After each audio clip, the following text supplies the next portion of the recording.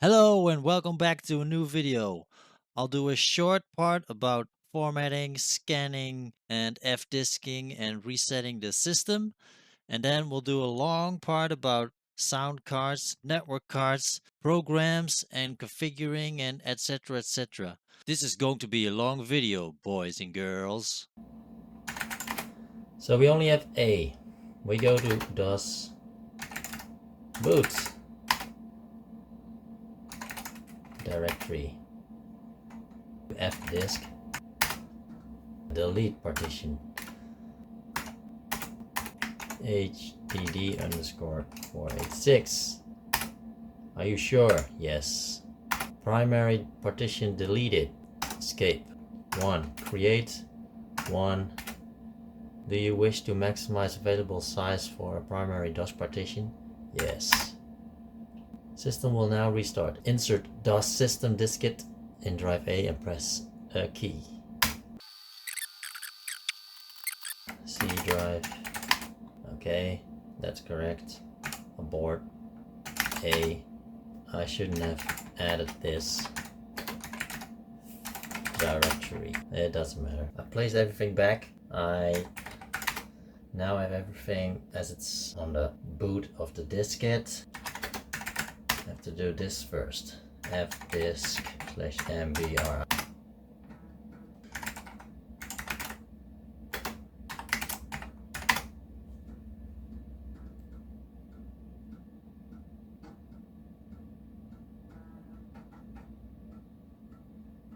Warning, yes, continue.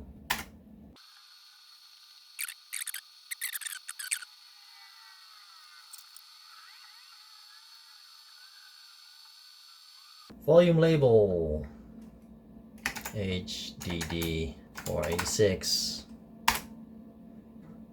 Bytes in bad sectors. Well, it has located something. Now we'll scan the C drive, scan disk, and let it note the bad sectors before I start installing everything. Oh, it's already noted. You see? I think it will be a lot faster too, since there's nothing on the hard drive. It just skips by it. So that's cool. It really knows it's bad. It doesn't even look through it. This took about 15 minutes, I think. I don't have to look at any logs. Now we can install. I like this boot disk created by Phil's Lab because it's just a minimal installation of DOS. You don't have to do the 4 diskettes swapping stuff and all. I've done that a few times. I could copy the whole DOS installation on the C drive now and then run an installation from C. That sounds weird, but that's also a way to install it. It's a lot faster, but you can use diskettes or a GoTech drive. We'll just do this installation. I think you can call this a minimal installation of MSS-DOS 6.22. So do install. Oh, he noted that he didn't find the txt files. That's okay, I don't need those.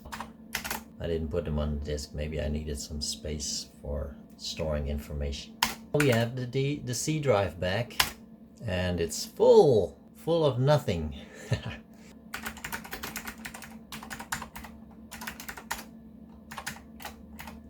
You see, now we're missing some files. We're missing the autoexit.bat and config.sys. So I created 2 files, autoexit.bat and config.sys. These are my own.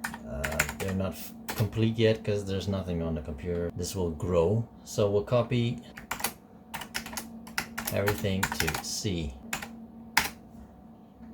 So I added my own autoexit.bat and config.sys files. So let's type. It just misses a little bit on the top.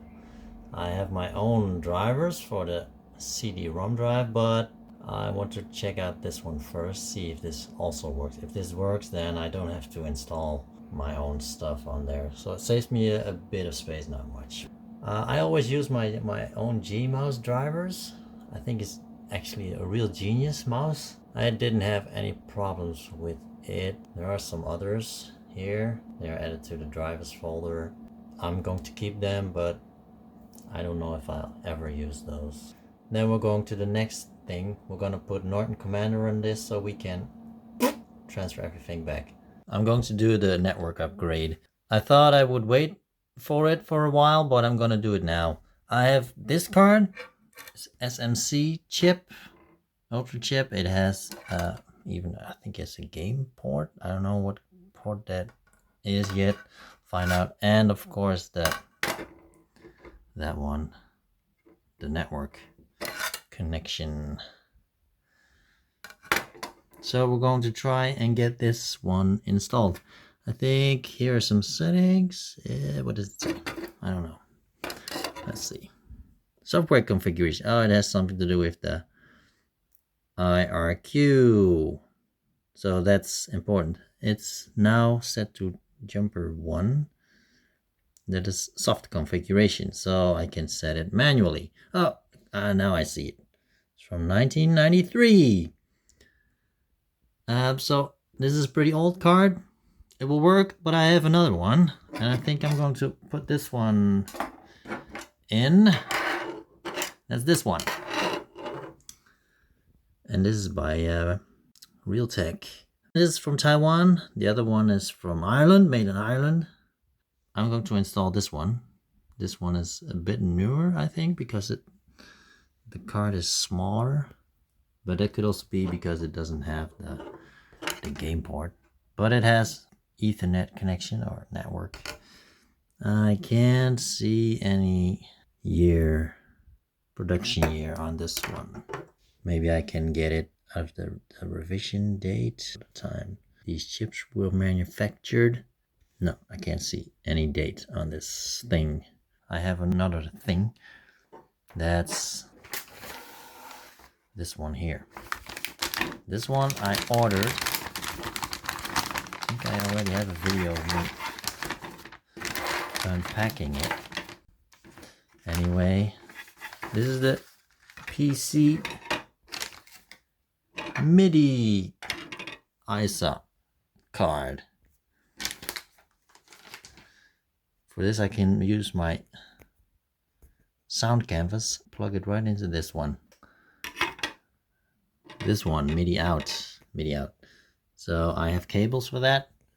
I already extended them with a longer MIDI cable, so it's a bit longer. And yeah, you plug this one in here. You have MIDI out, and then you can plug this baby into the sound canvas. So we're gonna try that as well. Nowadays you also have the Pi Gus, I think. You have a Raspberry Pi on a board that also supports the Gravis ultrasound. Too bad I missed that one. I just wanted to have MIDI. But maybe later, maybe it works together with that soft MPU program I have installed on my computer. And oh wait, here's also a wavetable. I can connect wavetable to this one as well. I had to wait very long for my order. While I had to wait long, and because of miscommunications, I also got a wavetable with that. And yeah, we're gonna try this. Let's see what kind of extra sounds this makes. So install this one for better sound, and install this for better communication. Okay, we have the cabinet open again. Familiar site where I'm going to place the cards. I want to place the network card at the bottom. I think I have a problem. Let's check. It looks like I don't have enough space. It's all the way to the rail here. This one doesn't get in there. Can I zoom a little bit? So maybe we're forced to use the other card. Let's see if I can fit it in this one here.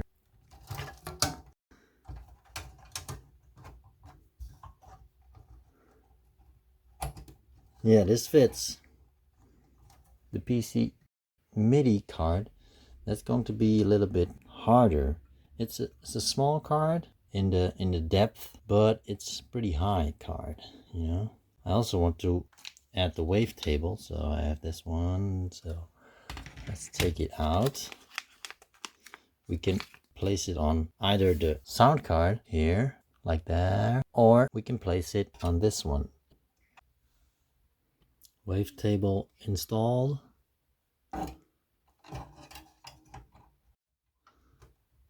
So, and yeah, there's enough space, you see. It fits. I'm now using 6 of the 7 ISUP slots. All have screws now. I closed up the last one. Now it's time to test. We got a lot of things ahead of us. Let's get going. Let's make one last final shot of the back of my PC. Here we have sound card, network card, PC MIDI, outputs from the controller card itself, the video card, and one reserve slot. So that's it. Pretty high tech, huh? Let's get the drivers for our advanced logic chip sound card, and it's ALS 100. So we're going to look for those drivers. I think if you type this, you'll get where you need to be. Yeah, you can download them here. And I saw this one. I want to test this one. It's the RealTek ALS 100 driver. Maybe I'm confused and it's something completely different. I just want to try it. Windows 95 100 it says. Now we need to find drivers for our Ethernet card. We had a RealTek card, RealTek 8019 AS. The good thing is RealTek has all the drivers and you can download them for free. So here we have DOS. We can download the NDIS. We don't specifically need that one, but if you want to use other clients, you can use that one. Where we need to set up program and diagnostics. You can download this file. QTK. Submit. And we need the packet driver. Where is the packet driver? It's not in this list. Where is it? Now, well, we also have Unix and Linux packet driver. This also works for DOS, so download this one as well. Yes. Now we have the packet driver and some configuration software. Maybe we don't even need this one. Now that we have our Ethernet card, and once it's all installed and connected to the network, we also need a program that uses the right protocol so we can talk to other computers on the network. And since we're using a very old DOS computer, we need something that can talk to these new high-end protocols. So we have TCP/IP nowadays. This is also possible for DOS. And we can look for drivers. This is not actually the right way to name it, but we find brookmanlabs.org. He's the mastermind behind MTCP, and it gives you TCP/IP application for DOS. Bingo! And here we have all the programs you can use in that directory. So we're going to download that. The standard binaries. Yes.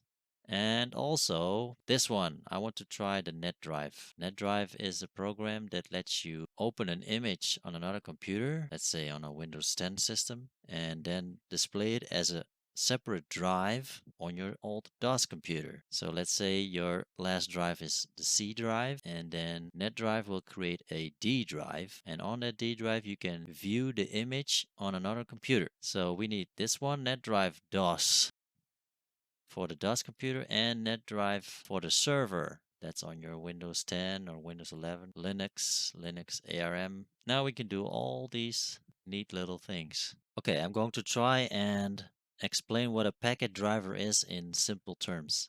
You can see the packet driver as a sort of translator, and not only a translator but also a coordinator. So let's say you're German and you say, I want this package delivered to this person in England across the sea.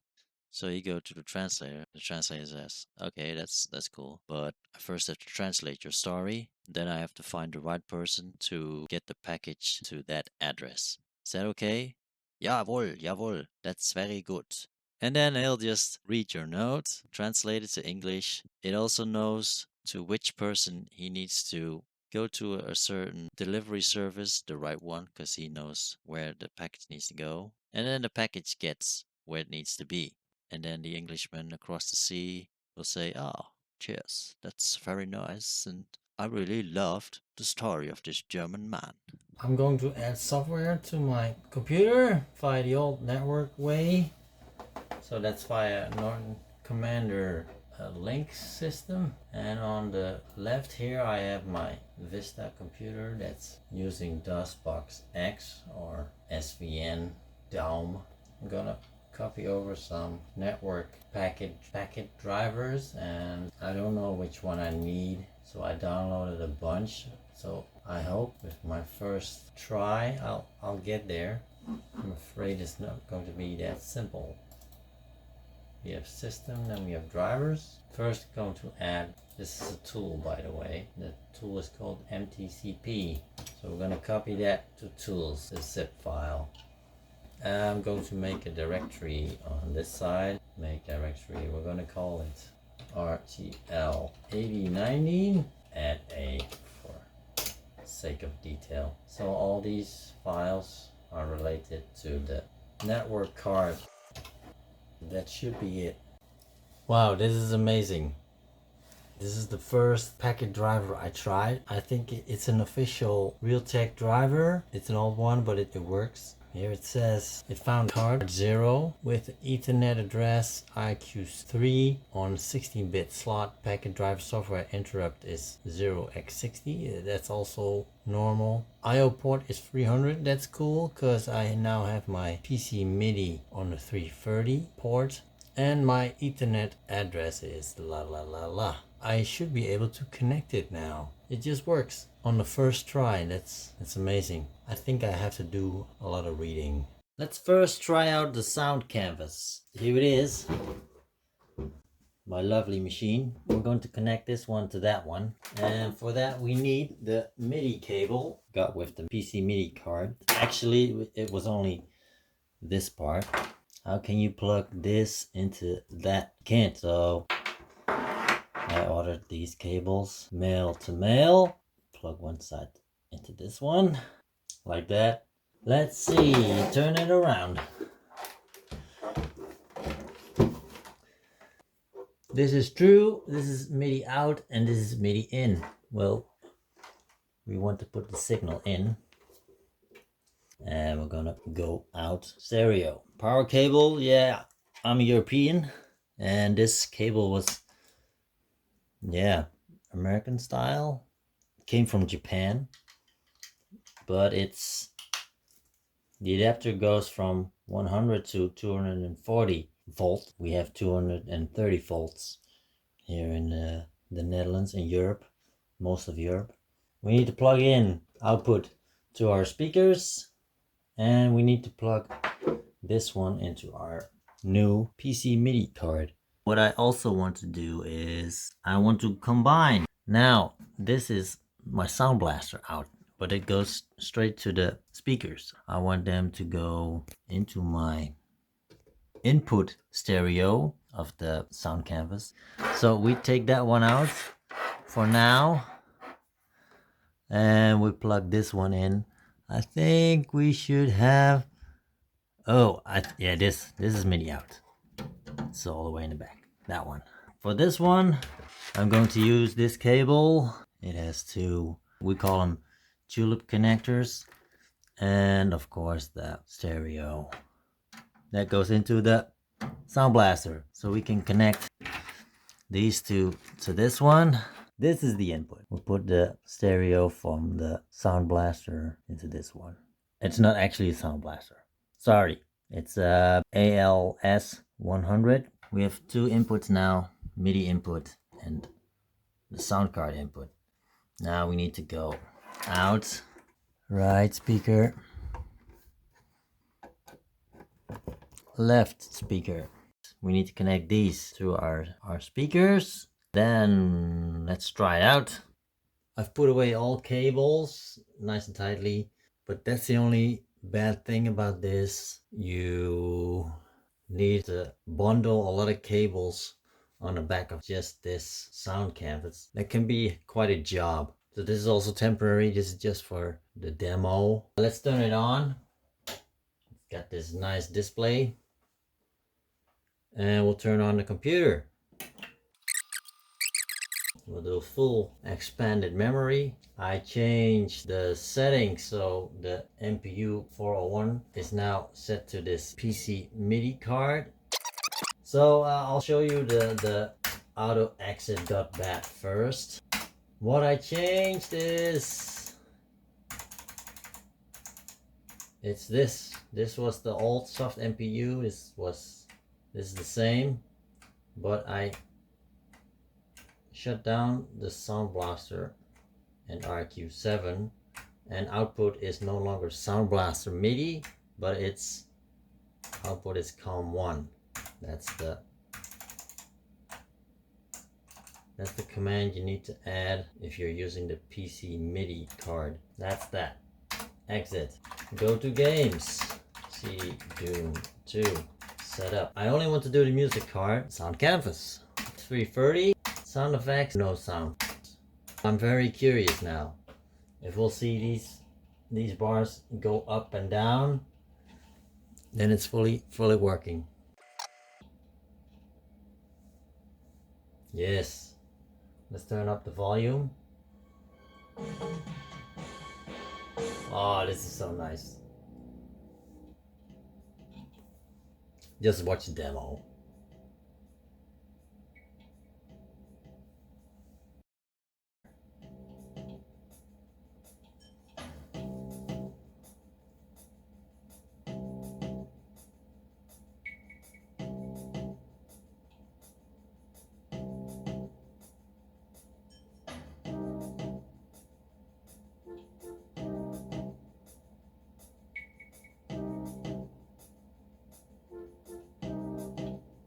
Oh, you died.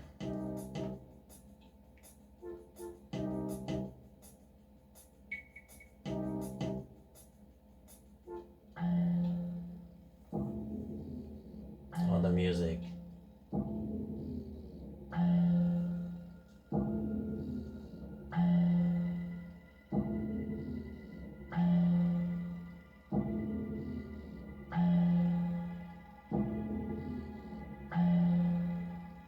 You see, that's why I love the Sound Canvas. Wow, you just hear that sound.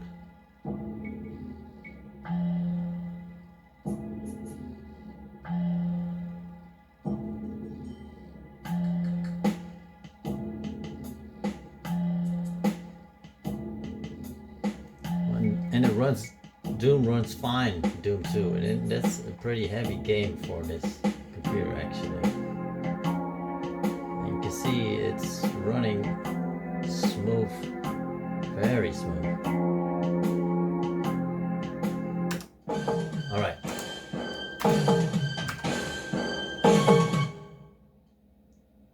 I like the reverb, you always hear that reverb.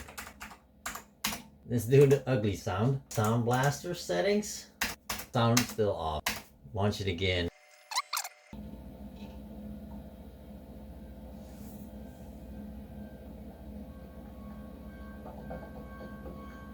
Turn up the volume. This is Sound Blaster sound.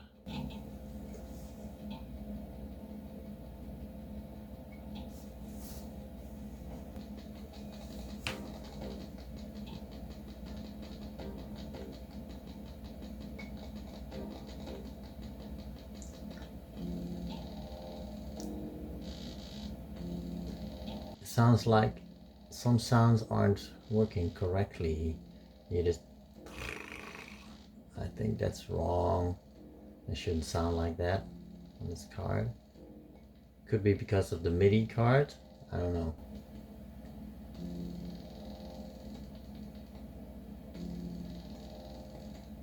As you can hear, it has a lot of less channels and it's not as open sounding, and it's a lot less colorful sounding. So yeah, let's do a real test. We're going to set them up both. Let's do reboot. What I don't like about the all sound drivers is that you cannot set all the settings in your DataExpert file. So we need to go to config. Configure the sound blaster. Let's set it to 5, like that, and save. We need to run setup. MIDI, it was enabled on the card configuration. Now it's off, so maybe that's also something. Let's drive 5 and launch Doom. Sounds.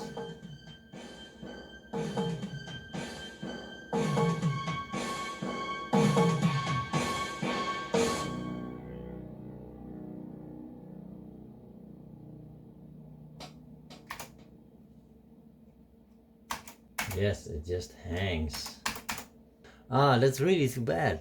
Could this really be a driver issue for this sound card? Or does it has conflicts? I'm going to change the sound card and see if it still does this thing. I've taken the old one out and we're going to replace it with a new one. This is a Typhoon. I know not much about it. It can use those, so it's pretty simple. The white should be on the white side of the connector. The first sound card didn't work, so we had to try the Typhoon one. Typhoon, I think it's called W056808. Sound card, sorry. And then you get these radio ISA cards. That's not what I'm looking for. I couldn't find it anywhere since Typhoon is only a supplier and not a developer of sound cards. Then look for the chip that's on the card, and it's a 82C931. You can download it here, but this is the installation version. That's the weird thing. If you want to install it, you first need to install Windows 3.1, and then you can use it for DOS once you've installed it. You need this soundinit.exe, but that's in the installation files, and you can't get those without installing it first. So you need 3.1. I'm not using 3.1. I want to do it without. So there is a way, and that is instead this. And here you can download the directory once you've installed the drivers. So download this one. And inside here is also a AutoExit file. This AutoExit file shows all the commands you need to add to the AutoExit.bat for the card to be detected by your computer. And that's crucial. This is a good find. We're going to use this. Also, I looked at all the texts on the card. There was a LCKOM Sound 93 that didn't let me to anything else. Production year, I couldn't get anything. I'm not going to do another test with the sound card now. I'm going to do a configuration of my network card. If I can transfer files through my network card, that would be a lot faster than using my printer cable. I'm also dependent of my old Vista computer, which isn't that nice. There are some options created by some good programmers, and they've created some programs that make it easier to transfer files. You don't have to create an FTP server. You can do something else. We'll dive into that later. I want to try it out because it's very interesting. I can actually use it on Windows 10 or Windows 11. First, we have this tool called the MTCP. Here we can set up our communication with the packet driver. We already have the packet driver and we have to set it up, the packet driver. All we have to do is edit the AutoExec.bat. So we say, we're going to add a line so we can, I'm going to do it behind the sound driver. I'm going to say, first going to call the driver, and that would be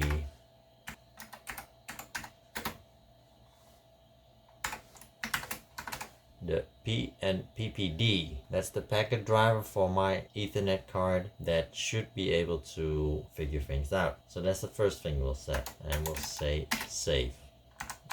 Be it.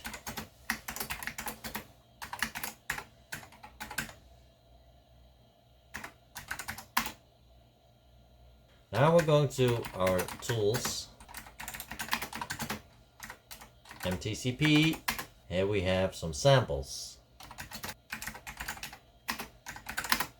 And we're going to copy the samples and directly rename it. So copy sample.config, and we're gonna place it in system/tools/mtcp, and we're going to name it mtcp.config.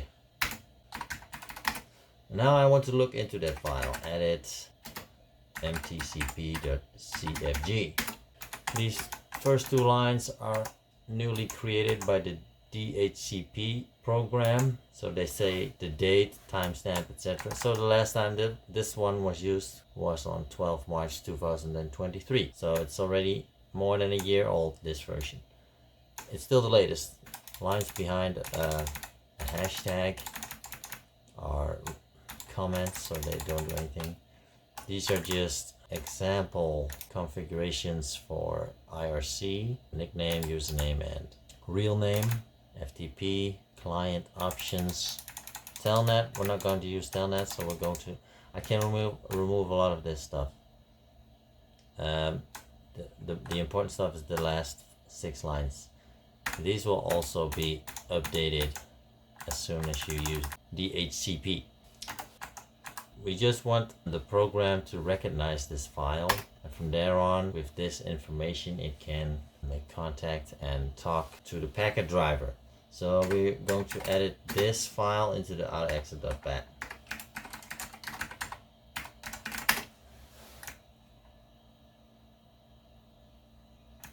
So we're going to add this new line. It's called set mtcp config equals the location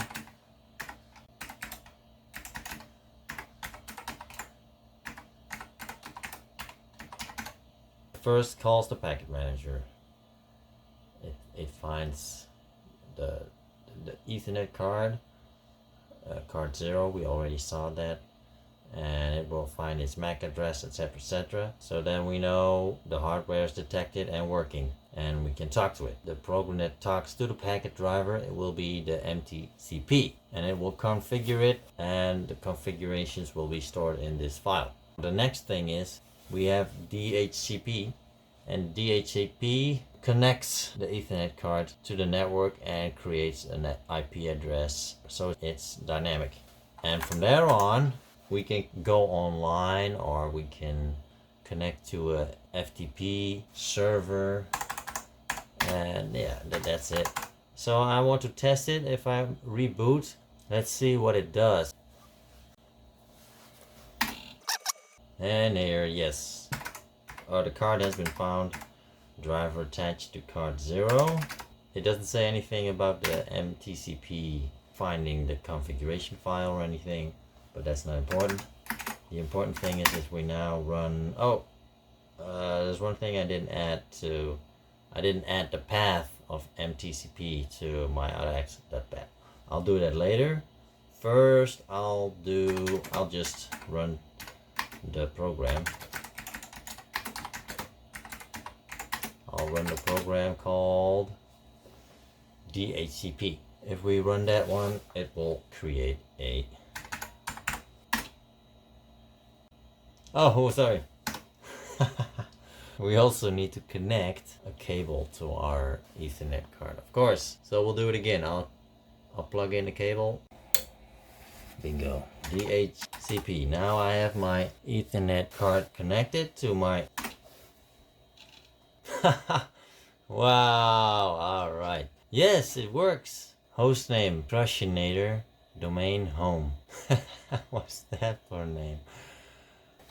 We have a program called Netdrive, and with this we can connect to another computer on the network, and you can create a drive on this computer, a virtual drive, and it will be the disk image that's on the other computer on your network. we're going to create that. To get Netdrive running on this system, we need to edit our config.sys. So we're going to go to edit config.sys. It's on the main. So we have files here, menu. We'll just load it in the highest region. So let's say we load it as device equals C sys tools netdrive.sys, and we need a drive letter. We're gonna call it drive E. So we do -E. I thought you had to set the drive letter, but actually the -D is a parameter or option that you can use more drives. If you add nothing behind it, it sets default 1 drive. That was wrong. Now it's right. Now we're going to the other file, the config file. When I try to connect to my server on the Netdrive on my other computer, on my Windows 10 PC, I had to set my MTU. My MTU value was too low. On default it's 576 if I'm correct, and that was too low. It had to be above 1200, and in this setting it is set to 1500 like this. And I thought, well, we'll just go for the 1200. And there we have the ping, of course, and the DNSTEST. I think it was DNSTEST.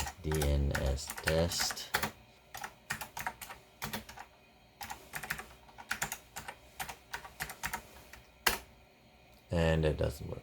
Minus.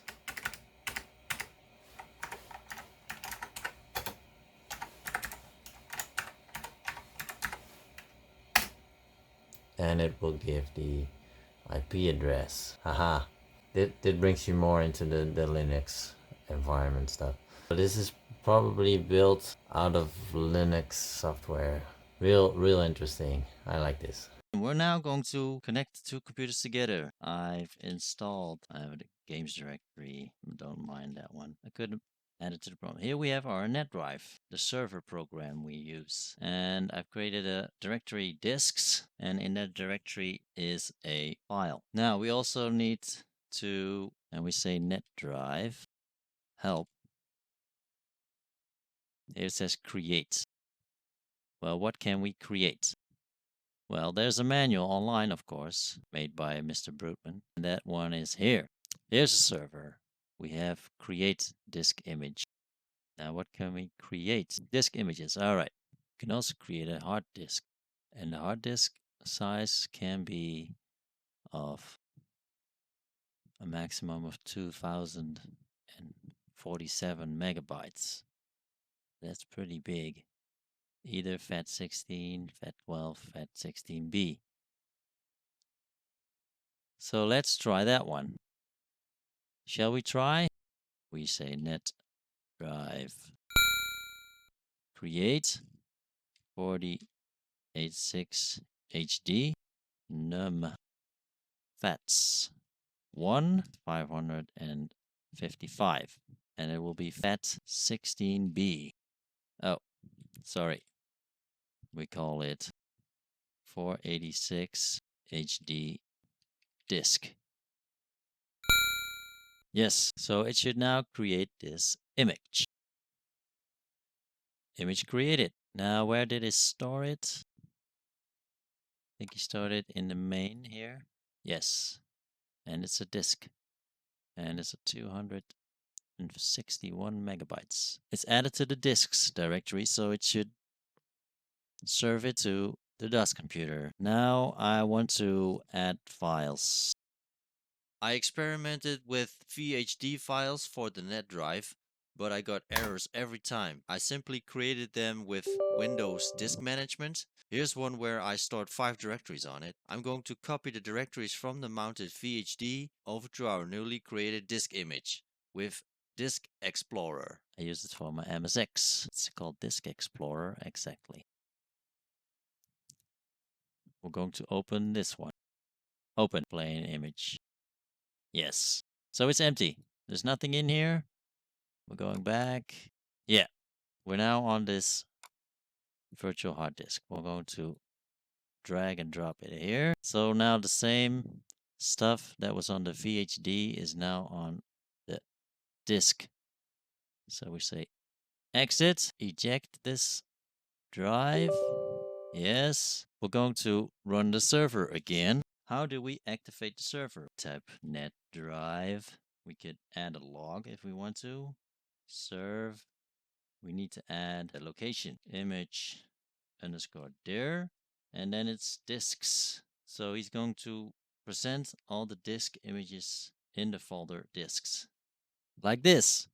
We're going back over to our other computer. Yes, and now we can connect. So how do we connect? Well, I already said the word, so we say Netdrive connect. Then we need the IP address. Network status. Go here. Network and sharing center.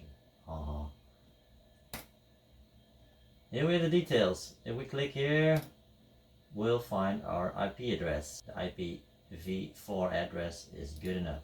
So let's add that one. It's 192.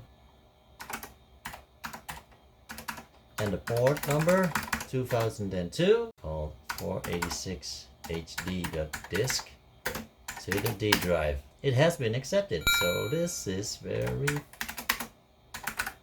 Yes, 263 megabytes.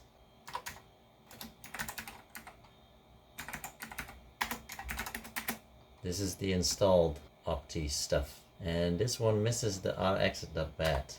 This all works. You can look at all the files. It's actually on the other computer. So this is fantastic. I really like this. So I'm going to use this. So next up is we're going to copy the files over to this side and then set up our sound card. We're going to use Norton Commander. Let's see if that works. We'll put the drive, put the D drive here. Here I have the new files for my drivers, and this is the same. This is the new one, and this contains the DataExpert.bat. So we'll add this one to that one. So it's amazing. We're still connected with Netdrive. We can open up Norton Commander and just copy files like it's on the same system. Only you have the disadvantage that, yeah, this is on a disk image on another computer. But yeah, you can add directories, etc. So it still looks like a drive. So nice. Quit Norton Commander. I'm first going to disconnect. Disconnect D drive. No, because Netdrive is just like any other tool, and it's part of the MTCP. So I'm going to add Netdrive to this folder, so we'll have everything nice in one folder. I'm going to do another test, and I have a clue what might cause this problem. I first thought it was a sound card problem, but I actually think it's a memory problem. And we have this chipset feature. I set it to write through and then back to write back. Now in the write through mode it was a lot slower. I recorded that and I put those in the graphs. I think I have to set it back to write through, and then we'll quit, exit, setup. I'm currently using the Unisound drivers, so it's Set Blaster A20 IRQ5 DMA1. So exit, I placed Doom on the prompt instead of in the games folder. I thought maybe that would also change things, but I don't think that did anything. So we're going to use the Sound Canvas, Sound FX, Sound Blaster 225, 1, 8 channels, Doom 2.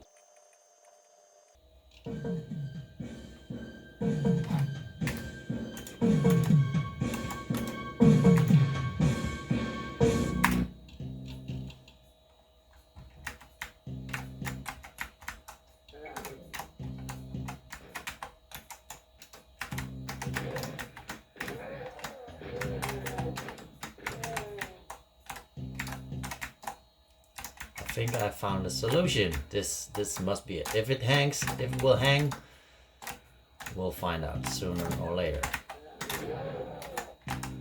Come out, come out.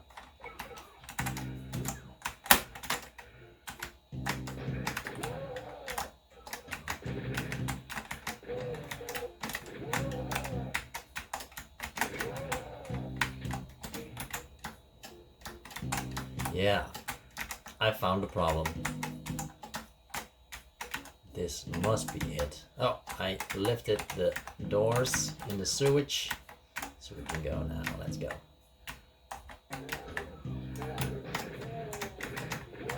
Hey, don't shoot me.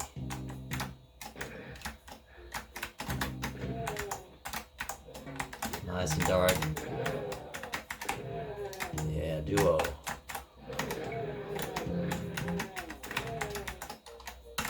What am I doing, by the way?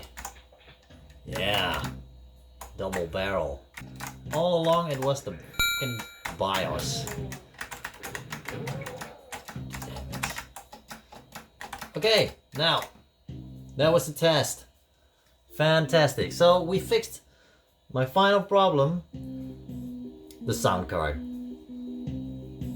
We now got Sound Blaster sound and the MIDI working together fine. That's a relief.